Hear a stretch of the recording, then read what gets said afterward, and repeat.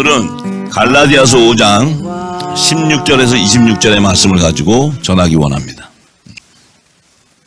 내가 이르노니 너희는 성령을 쫓아 행하라. 그리하면 육체의 욕심을 이루지 아니하리라.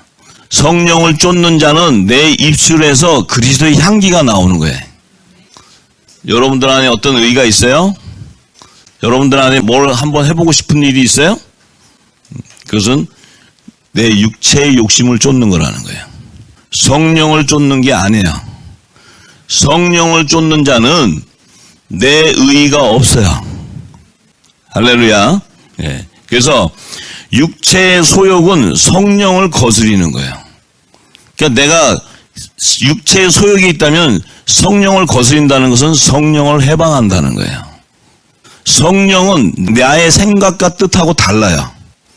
하나님의 뜻을 이루어 가시는 거예요. 성령은 하나님 뜻을 이루어 가는데 내 뜻에 안 맞다고 틀렸다 그러면 성령을 해방하게 되는 거예요. 그건 네 뜻이지 성령의 하나님의 뜻이 아니에요. 하나님의 일과 하나님의 가는 길은 우리하고 하늘과 땅 차이예요. 육체의 소욕은 성령을 거스리고 성령의 소욕은 육체를 거스리는 거예요. 그러니까 성령이 하는 일을 하면 육신 안에 있는 자는 그게 반박돼. 그건 뭐예요? 내가 육체 안에 있기 때문에. 성령의 일을 모르는 거예요. 왜? 성령의 일은 비밀이기 때문에. 성령의 소욕은 육체를 거스리게 돼 있어. 막 여기서 막 이게 올라오고 막 그냥 정죄하고 싶고 이런 게 막 올라와. 그건 육체의 소욕을 따르는 거예요. 자, 이러기 때문에 이 둘이 서로 대적하게 되는, 대적함으로 너희의 원하는 것을 하지 못하게 하려 합니다. 성령의 소욕과 육체의 소욕이 서로 대적하게 된다는 거예요. 대적하게 되니까 뭐예요? 하나님의 일도 못하게 하고 하나님의 일을 방해하고 성령을 회방하는 죄에 걸려버려요. 그러면 결국은 예수님이 하신 말씀대로 그는 온전한 구원을 이루지 못해. 그러면 결국은 그 육체의 소욕이 있는데 어떻게 그 자 안에서 성령의 열매가 맺혀지냐 이 말이에요. 안 된다는 거예요. 내 육체가 다 소멸되고 죽여야 돼. 택한 자면 반드시 성령이 육적인 몸을 다 벗기게 됩니다. 자, 그래서 너희가 만일 성령의 인도하시는 바가 되면, 만약에 너희를 성령이 인도하시는 바가 된다면 너희는 율법 아래 있지 않게 된다는 거예요. 육체의 일은 현저하니 곧 음행과 더러운 것과 호색과 우상숭배와 술수와 원수를 맺는 것과 분쟁과 시기와 분냄과 당짓는 것과 불리함과 이단과 투기와 술취함과 방탕함과 또 그와 같은 것들이라. 전에 너희에게 경계한 것이 경계하노니 이런 일을 하는 자는 하나님 나라의 유업을 받지 못한다. 사도 바울은 이렇게 얘기해요. 이러한 일을 하는 자는 부활의 생명이 될 수 없다 얘기하는 거예요. 부활의 생명이 될 수 없다. 네. 오직 성령의 열매는 사랑과 희락과 화평과 오래 참음과 자비와 양성과 충성과 온유와 절제니 이 같은 것을 금지할 법이 없다.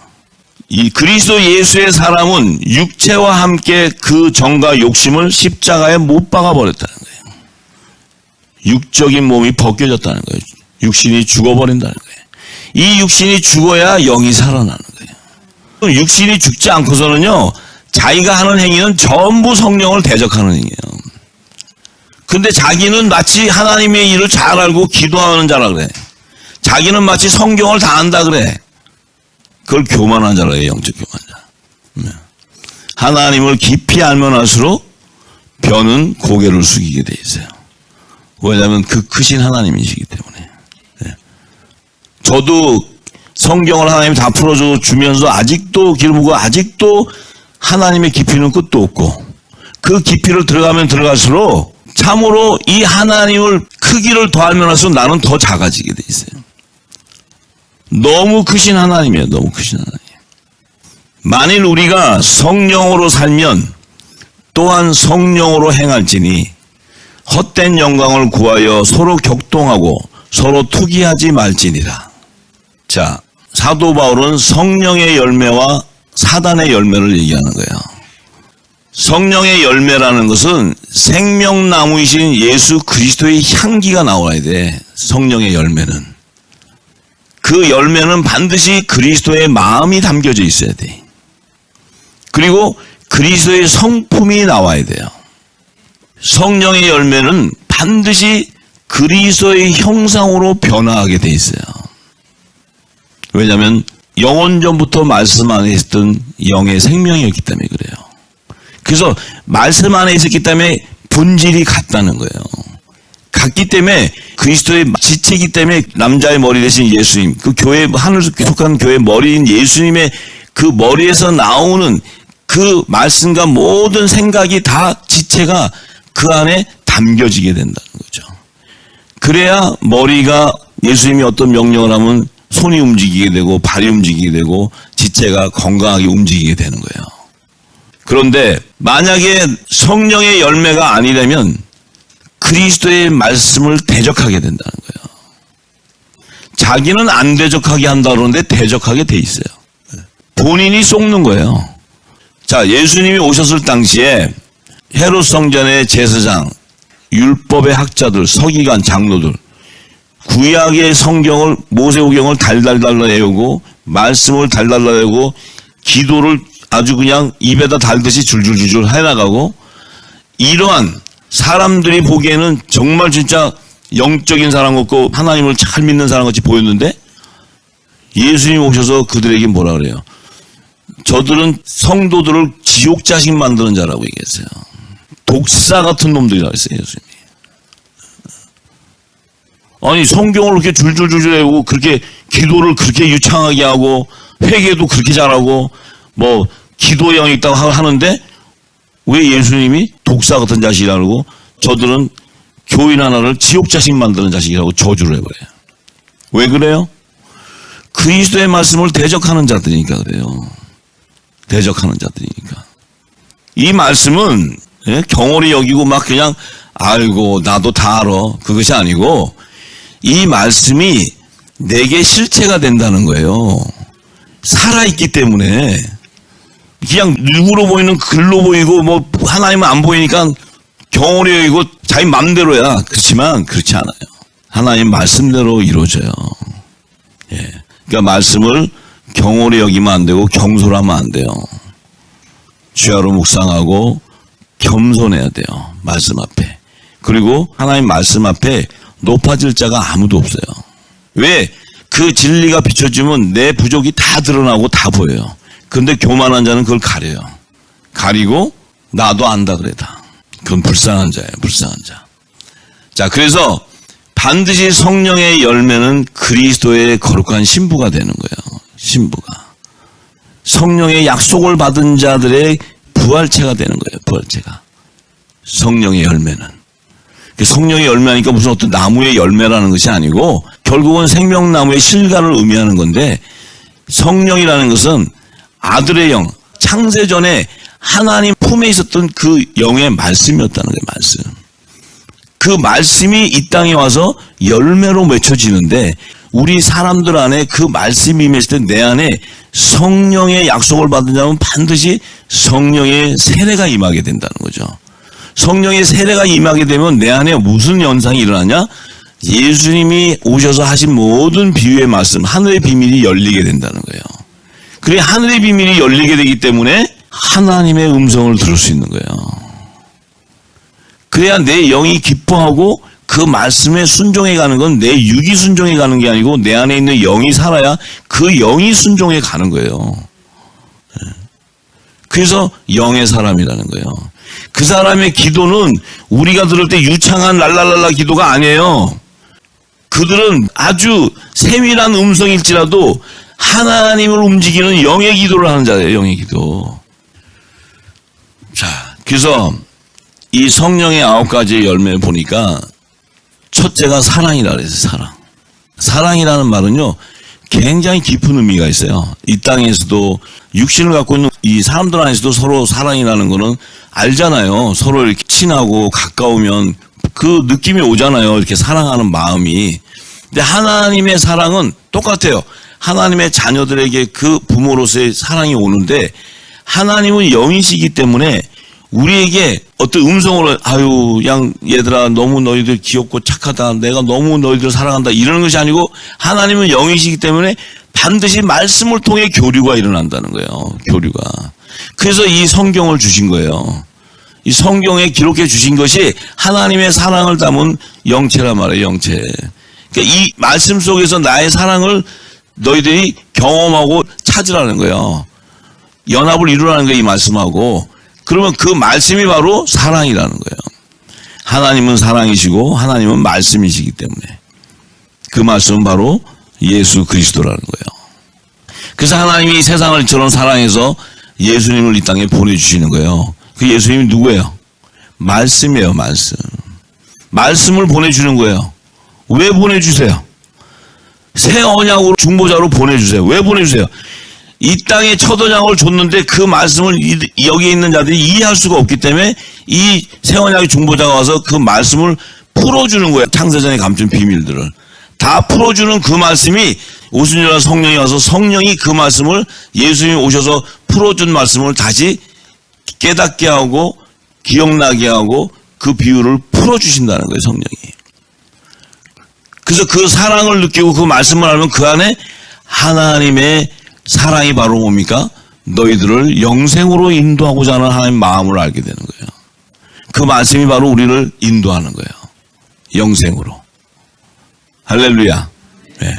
그래서 예수님을 보내주시는 거예요. 예수님이 안 오시면 무슨 일이 벌어져요? 여기 이 땅에?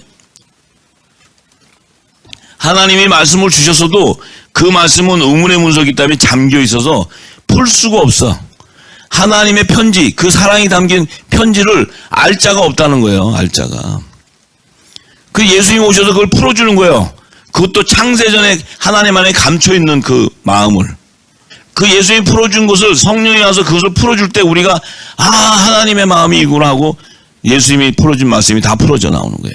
그 풀어지면 예수님 말씀은 알파요 오메가이기 때문에 어떻게 돼요?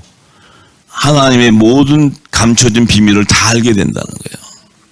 그것이 나를 구원한다는 거예요. 그 말씀이 나를 인도한다는 거예요. 자, 그래서 성령의 열매는 사랑이라는 거예요. 사랑. 그 성령 안에는 예수님이 전하신 모든 하나님 나라의 비밀이 그 안에 기름 부어져 있다는 거죠. 그 기름이 부어지면 그 열매 안에는 하나님의 비밀을 다 알게 된다는 거예요. 그것이 사랑이에요. 그것이 사랑. 그러면 그 사랑은 바로 뭐예요? 우리를 영생으로 인도해 주시겠다는 약속이에요. 언약의 하나님. 그 약속이 우리에게 인쳐지는 거예요. 그래서 사랑이 확증되는 거예요. 하나님의 사랑이 내게 확증되는 거예요. 자, 그 다음에 희락이라고 그랬어요. 9가지 열매 중에 희락. 희락은 joy, 기쁨이에요. 즐거움이에요. 이 성령의 9가지 열매에서 희락이라는 건 이 땅의 기쁨이 아니에요. 이 땅의 기쁨은 뭡니까? 육체적인 거예요. 육체적인 기쁨인 거예요. 근데 성령의 열매로 나타나는 희락은 뭐가 기쁘겠어요, 우리가? 뭐가 기쁘냐고. 하나님을 믿고 하나님의 말씀을 깨닫고 기뻐지니까 세상 일이 기뻐져요? 성령 안에서 의와 평강이 임하기 때문에 기뻐지는 거예요. 성령 안에서. 성령 안에는 뭐입니까? 하나님의 나라가 내 안에 임해 있다는 거예요. 세상 것이 내 안에 임해 있는 것이 아니고 내 안에 세상 것이 가득했는데 하나님의 나라가 임하니까 하나님의 것으로 가득 채워지는 거예요. 그래서 기쁜 거예요. 그래서 사도 바울은 로마서 14장 17절에 그렇게 얘기하잖아요. 하나님의 나라는 먹는 것과 마시는 것이 아니다. 이 땅의 육의 양식으로 채우는 것이 아니다. 오직 성령 안에서 의와 평강과 희락이니라. 자, 또한 성령의 열매 중에 화평이 있어요. 피스가 있어요. 화평. 그러니까 우리는 지금 화평 그러면 이 땅에서 평화 이렇게 생각해요. 근데 성령의 열매로 화평은 그런 평화가 아니에요. 자, 예수님이 십자가에서 못이 박히고 피 흘리고 돌아가셨을 때 예수님의 피로 말미암아 하나님의 자녀들과 하나님이 영원전에 함께했던 영화가 회복돼 버렸어요. 회복됐어. 연합을 이뤘다는 거예요. 연합을. 생명나무에 실과가 맺혀지게 되었다는 거예요. 그래서 하나님과 하나님의 자녀가 연합을 이루는데, 하나님은 하늘 보좌에 계시는데 하나님의 자녀이 육신을 몸을 갖고 있던 이 땅에 있는 하나님 자녀들과 하늘 보좌에 계신 하나님과 예수 그리스도의 피를 통해서, 십자가의 구속을 통해서 화합이 되어버렸다는 거예요. 하나가. 그래서 우리에게 화평이 오는 거예요. 화평. 그것은 내 정체성을 찾게 되고 하나님이 내 아버지인 것을 내 입술을 통해 고백하게 되는 거예요. 이제 우리의 아버지는 하나님이 되신 거예요. 그것을 내가 아버지를 찾은 거예요.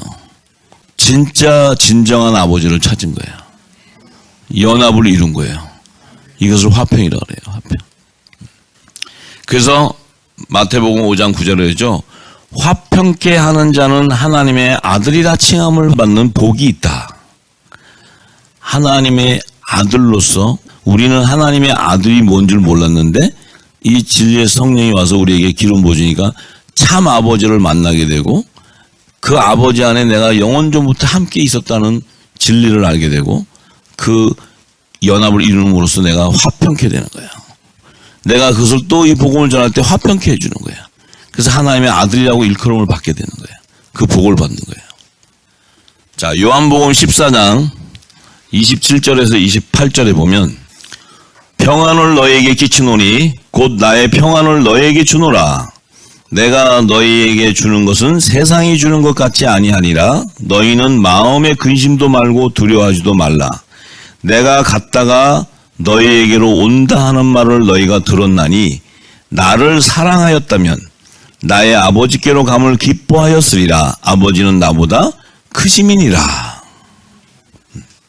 자, 주님께서 평안을 너에게 끼치게 되는데, 그 평안, 화평이 오는데, 그 화평은 뭐냐면 내가 아버지께로 갔다가 너에게로 다시 온다는 거예요. 왜 오세요? 예수님이 가셨다가 왜 오시냐고. 응? 예수님과 연합을 이루기 위해서. 예수님이 요한복음 17장에 보면 겟세마네 동산에서 마지막 유월절 가시기 전에 기도하실 때 예수님이 뭐예요? 창세전에 아버지와 영원했던 그 영화를 다시 회복하기 원하는 거예요. 회복하기 원하는 거예요. 누가요? 예수님이. 이 땅에서는 지금 예수님이 하늘보좌로 가지 못했기 때문에 아직 예수님도 구원에 이르지를 못한 거예요. 하늘보좌로 들어가지를 못한 거예요. 부활의 첫 열매가 못 되셨잖아요. 아직 그 겟세마네 동산에서 아직 신령한 몸으로 부활하지 못했잖아요. 그래서 아버지께 구하는 거예요. 다시 창세전에 아버지하고 있었던 말씀하셨던 그 영화를 다시 회복하기 원한다는 거예요. 그래서 그 기도가 응답됐어요. 그래서 주님은 부활의 첫 열매로 하늘보좌로 들어가셨어요. 근데 다시 주님이 오신대. 왜 오세요? 우리를 다시 연합해서 다시 데려가기 위해서. 그래서 내가 지금 아버지께로 감을 너희가 기뻐하라는 거예요. 왜? 우리도 가니까. 누구 때문에? 주님 때문에. 주님의 십자가의 구속사를 통해서 우리도 주님을 통해서 아버지와 연합을 이루게 된 거예요. 이것이 화평이라는 거예요. 평안이라는 거예요. 오래 참음이다. 오래 참는다. 오래 참는다는 말이 뭡니까? 성령의 열매로 오래 참는다니까 우리가 그냥 막 속이 부글부글해도 꼭 참고 그냥 인내하고 이런 거예요? 뭘 하는데 끈적지게 오랫동안 계속 잘하고 이런 걸 지금 오래 참는다 그래? 성령의 열매가 그런 겁니까? 오래 참음이라는 것은 인내의 결실을 얘기하는 것인데 성령의 온전한 처음 익은 열매가 되기까지 인내하는 거예요. 왜냐하면 온전한 성령의 처음 익은 열매가 되어야 휴거될 수 있기 때문에. 오래 참음의 인내의 결실은 사도 바울도 모든 것을 다 버리고도 그 길을 향해 달려가는 거예요. 왜냐하면 온전한 구원을 이루기 위해서. 자, 야고보서 1장 3절에서 4절의 말씀을 보면 자, 이는 너희 믿음의 시련이 인내를 만들어낼 줄 너희가 알미라. 믿음의 시련이 인내를 낸다는 거예요. 인내를 만든다는 거예요. 믿음의 시련이 인내를 만든대요. 왜 믿음의 시련이랄까요? 예수 그리스도의 말씀, 이 진리의 말씀을 내게 입혀지기 위해서는 내 육적인 몸을 다 벗는 시련이 있어야 돼. 고난이 있어야 돼. 역경이 있어야 돼. 그걸 이겨내야 돼. 그냥 이루어지는 게 아니에요. 절대로. 그래서 믿음의 시련을 이겨내는 인내를 가져야 우리가 온전히 성령의 처음 익은 열매로 이루어지게 되는 거예요. 그래서 오랫동안 인내하고 참아야 돼요. 언제까지요? 지금 사도 바울도 주님 오셨을 때 내가 온전한 구원을 이루는 부활의 생명이 될 때까지. 우리도 지금 주님이 오시기까지 우리가 지금 이렇게 예배하고 이 말씀을 사모하고 하는 것은 이유가 뭡니까? 주님 오실 때 들림 받기 위한 거예요. 들림을 못 받는다? 무슨 의미가 있습니까? 거기서 아무리 기도만 한다고 들려져요? 아니에요. 그 믿음의 시련이 있어야 돼요. 나를 십자가의 못을 받기까지 내 인내의 죽음이 있어야 돼요. 그냥 되는 게 아닙니다. 내가 펄펄 살아가지고 되는 게 아니에요. 펄펄 살아있는데 내가 그래 한번 죽어보자 말씀이니까 그래서 죽어지는 거 아니에요. 완전히 죽어서 구원하면 내 의의가 없으면 어떻게 되냐? 그냥 시체나 마찬가지. 시체나 내 뜻이 굳혀지고 내 뜻이 나오고 막 내가 어떤 것이 올라오고 막 화가 올라오고 그런 의분이 있어야 될지 몰라도 세상 끝에 올라온 것은 그런 아무 인내되지도 못하고 믿음의 시련을 겪은 것도 아니에요. 자기 승질대로 사는 거지. 신앙도 믿음의 잣대를 갖다 대면 다 드러나게 돼 있어요. 사도 바울도 그렇죠. 믿음의 시련 통해서 인내의 결실을 맺기 위해서는 자기가 그 경주하는데 1등하기 위해서 자기는 표대를 향해서 앞만 보고 간다는 거예요. 어떠한 역경이 오고 고난이 온다 할지라도. 왜? 부활의 소망이 있기 때문에. 온전한 성령의 열매가 되기를 그는 알고 있는 거예요. 이거를. 그가 그냥 된 건 아닙니다. 사도 바울이 그냥 할렐루야 은혜가 돼갖고 아유 말씀 깨달아지니까 할렐루야 해서 되는 게 아닙니다. 자, 그래서 이제 성령의 열매에 자비가 있습니다. 자비. 이 자비는 우리 인류가 인간이 육신을 가지고 있는 자는 아담으로 말미암아 죄인이 되었을 때 그 죄인을 향해서 하나님께서 긍휼을 베풀어 주는 거예요. 자비를. 그래서 우리를 언약의 말씀으로 약속하시고 우리를 구원해 주시는 거예요. 긍휼과 자비를 베풀어 주시는 거예요. 주님이. 그래서 로마서 2장 4절에 보면 혹 내가 하나님의 인자하심이 너를 인도하여 회개케 하심을 알지 못하여 그의 인자하심과 용납하심과 길이 참으심의 풍성함을 멸시하느뇨.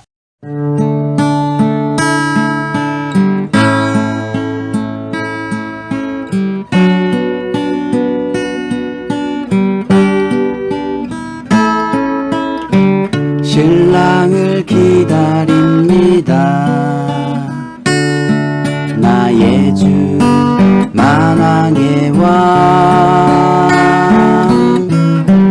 기름을 준비합니다. 말씀으로 성령으로 깨어있어 알게 됩니다. 장래일을 신랑 음성은 빛의 아들 낮의 아들 기름 준비한 다섯 처녀 신랑을 기다립니다. 나의 주 만왕의 왕 기름을 준비합니다. 말씀으로 성령으로 죄악이 관영하여